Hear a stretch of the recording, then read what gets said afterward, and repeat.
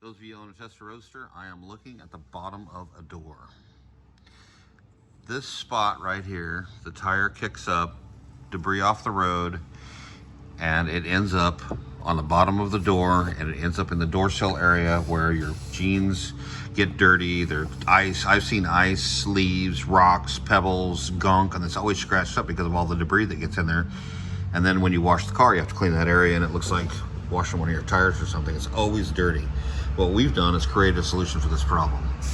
Tesla did it early on. They did it to a certain amount of cars. Nobody knows exactly how many, and I definitely do not know that number.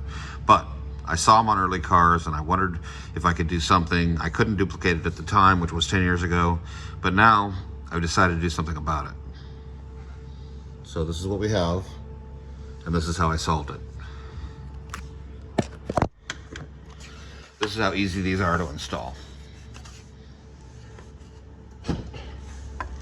They're formed exactly the same shape as the bottom of the door. They only go in one place. There's no room for adjustment.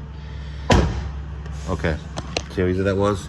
Now, you're gonna have to drill a couple of holes to hold them in place, 2 to 5 rivets, depending on what you want to do. It doesn't need more than a couple because it really fits really nice, but this is the problem that it solves.